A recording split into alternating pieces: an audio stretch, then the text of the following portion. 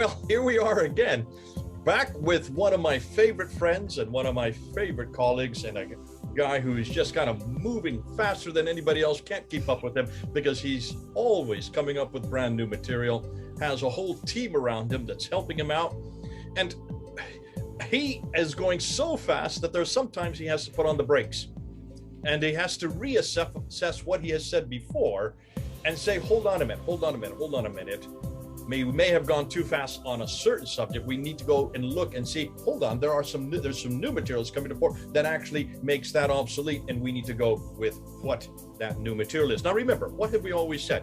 Mel and I and the others who have been putting together these different programs, these different episodes on the history of the origins of Islam, we've always said, always go back to the 7th century.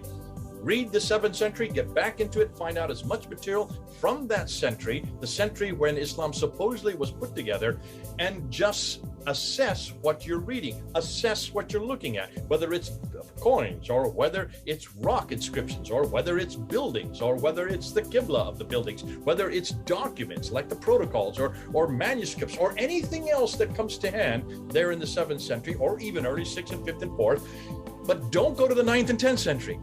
Stay away from the 9th and 10th century because it's too late. It's all that is redacted. That's redactions. That's just allegations. They're alleging.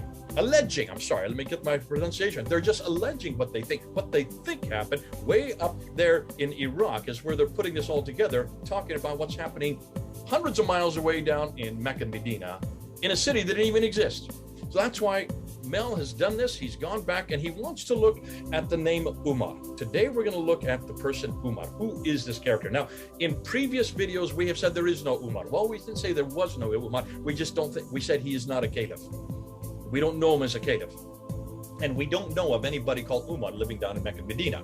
That's what the 9th and 10th century traditions tell us, that here is the caliph, the second of the caliphs in the what we know as the Rashidun period, the rightly guided, that section of rightly guided caliph from 624 up to 661 before Muawiyah takes over power in the Umayyad dynasty. So here is this Umar, suppose the second caliph, and he's now gone back and he says, hold on a minute, we need to reassess that Umar. We need to go back and look at that Umar again because new material is coming up, new material we're looking at. And this is material that has been written by people. You'll recognize some of the names.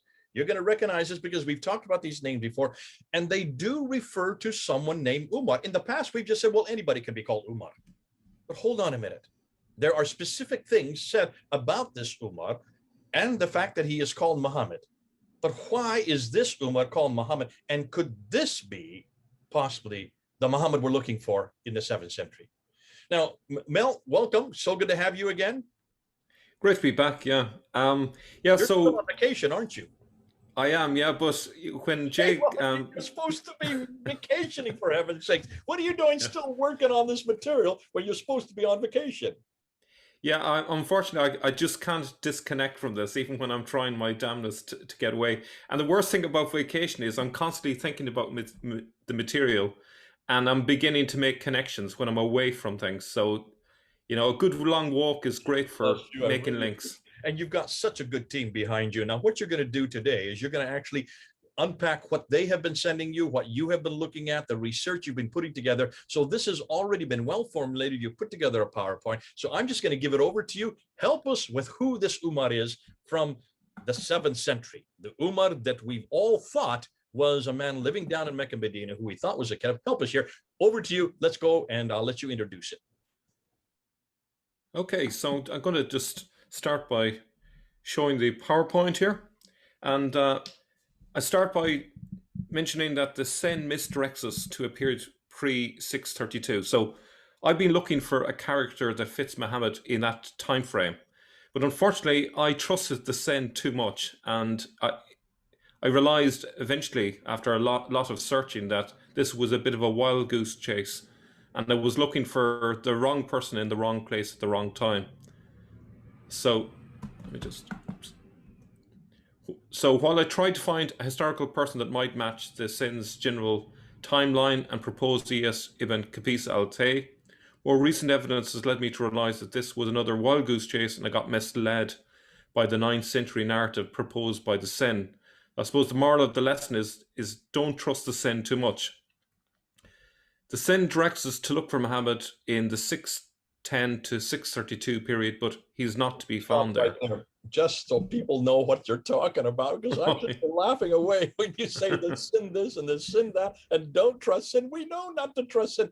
But what you're talking about is a standard Islamic narrative. For folks, if you're Yes. new to Mel, Mel loves to put things in acronyms, and the acronyms he puts there are usually are true, but they're also a joke that goes behind it. Standard Islamic narrative are the Islamic traditions. These are the Yeah. traditional traditions that are written down in the 9th and 10th century.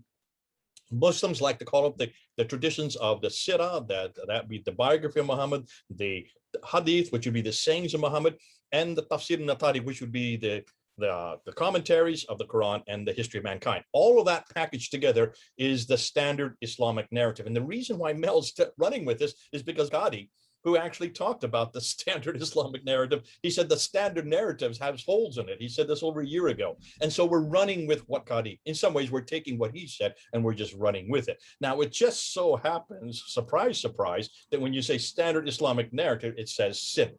So Mel's having a great time shutting down and confronting sin, which we should do anyway, shouldn't we? Back to you, Mel.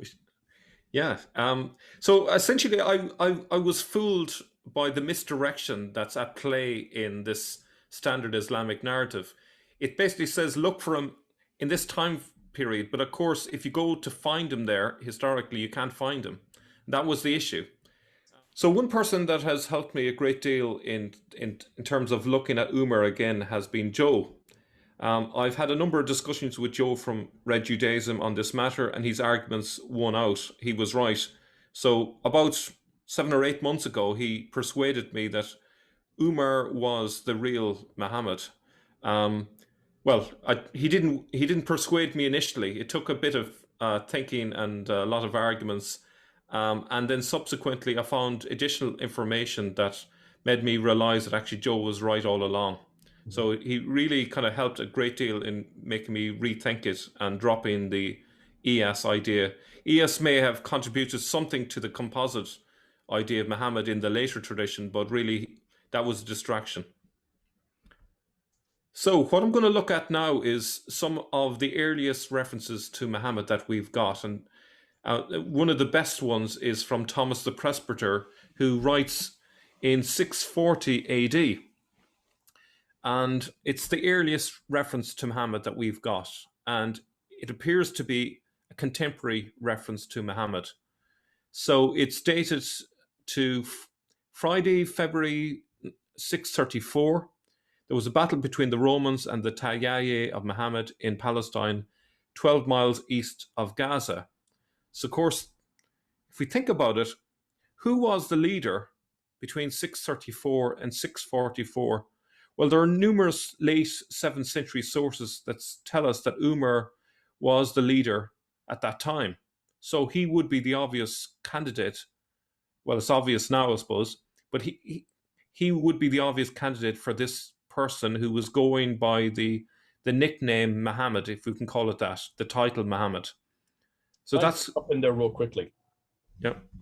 Are you therefore suggesting that actually the sin narrative is correct on this? Because really the first time we hear about Umar's date, 634 to 644, is in the standard Islamic narrative. We don't get that until 833. There are some late 7th century sources that I've seen that have various lists of who reigned at different periods. Now, there's a lot of contradiction between them, but there seems to be a fairly solid consistency, at least with the reign of Umar. The confusing ones were the reign of Muhammad, because Muhammad's reign, which was meant to happen before Abu Bakr, that never seemed to work out because obviously it was made up. So they could never quite make him stick in the period before Abu Bakr. So that made me very suspicious. So what you seem to be telling me now, I'm hearing a completely different narrative now. You are suggesting there was an Abu Bakr. Don't know for certain, but my main point really is that there are some of these dates that seem to be consistent, and one of the dates that seem to be consistent in the late 7th century sources that we have would be Umar. The earlier ones, there's confusion about how long they reigned and when they started the reign. Is there any reference from the 7th century for someone named Abu Bakr? There is, but again, we're dealing with an epithet, a title, I believe, with Abu Bakr. So who is Abu Bakr? We don't know exactly who he is. Let me ask you another question. He is hidden behind a title. It like the title would suggest he's the father of a tribe called the Bakr tribe, which is, I believe, in southern Iraq. That's what the name would suggest. Okay. Some people might dispute that and say, well, no, it was the Bakr tribe down in the Hijaz, but there was a Bakr tribe in Iraq. And I would suggest that maybe that's where the name came from. But what was his real name? I've no idea.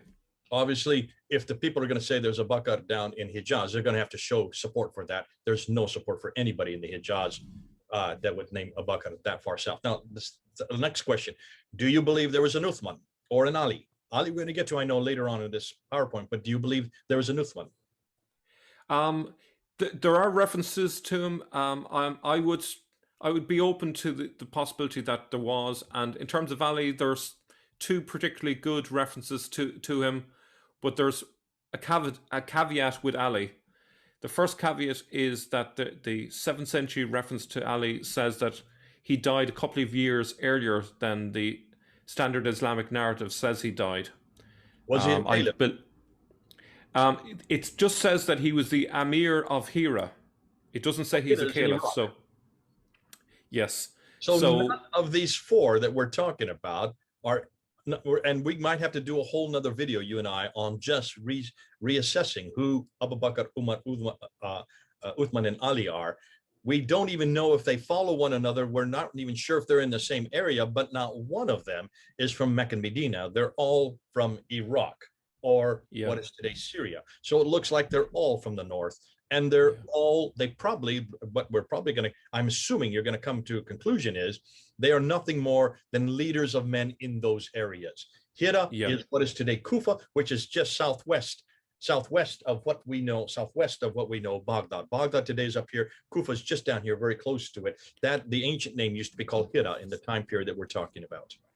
I would just another shout out to Joe. Joe has got a presentation on his suggestions for who the people are behind these epithets. Explain what by epithets. Not everybody knows what that means. These titles or nicknames that these leaders took upon themselves. Muhammad is probably one of the most famous epithets because it just means the praised one. Everybody would use that. It's quite a popular title to use as the praised one of God. Yeah. It seems to be a form of self-aggrandizement, to give yourself a kind of a nickname. It's a bit like, I suppose, Native American Indians gave themselves unusual names as well. Yeah.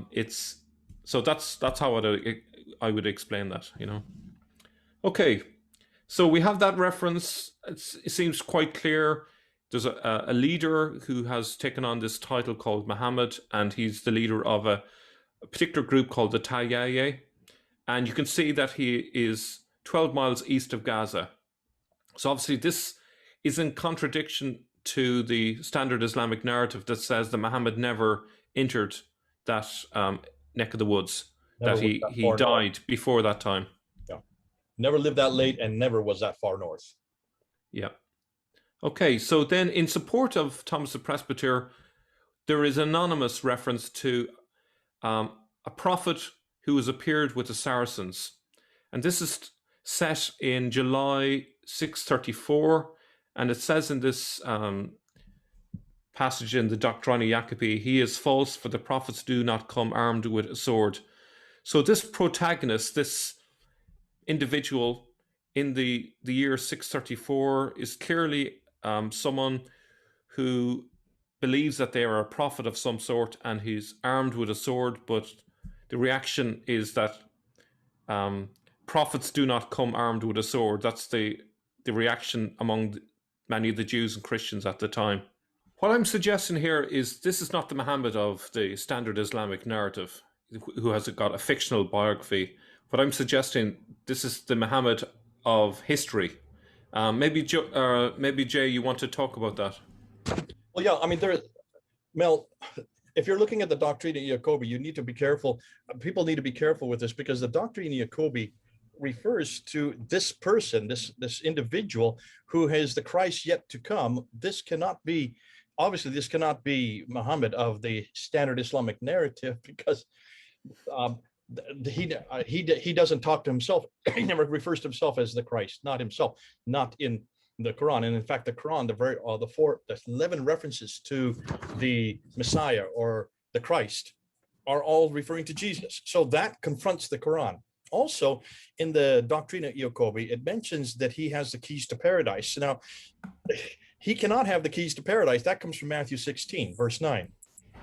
So you can see that this person is a Christian, or at least would be unfamiliar with the Bible and would know that this is something that a Christian would claim, not a Muslim. So the Doctrina Jacobi is not talking about a Muslim, not talking about somebody that lives way down south in Mecca and Medina. He's talking about somebody that is actually much further north, that is in Jerusalem, who has a Judeo-Christian monotheistic background, and and also it's interestingly, the whole Doctrina Jacobi is written in Aramaic. Muhammad would never known Aramaic or spoken Aramaic, and the whoever wrote the document did not know Arabic. So, for all those reasons, it cannot be the Muhammad of the standard Islamic narrative, the one from the 9th and 10th century. This is probably the Umar that you're referring to. Yeah, and you can understand why, because we know all of this, that the standard Islamic narrative needs to move Muhammad before Umar. They need to push him back in time to before 632, because as soon as people know that Muhammad is from this period, it totally blows open the whole narrative, and it brings it down to reality. And they obviously don't want that to happen. At the wrong place, at the wrong time for the standard Islamic narrative. That's why it's so good that we do have these documents from the 7th century and that you're going back to them and you're unpacking them for us. Yeah. Okay, so we'll just have a look at another very significant reference for us, which is from St. John of Damascus, who is always a favorite of mine in terms of source. He talks about Muhammad. He says, from that time to the present, a false prophet named Muhammad has appeared in their midst. He gave out that a certain book had been sent down to him from heaven. He had set down some ridiculous compositions in this book of his, and he gave it to them as an object of veneration. So what he's suggesting here, and this is, still relatively early, he's saying is that this guy is a fraud. Not 7th century, though.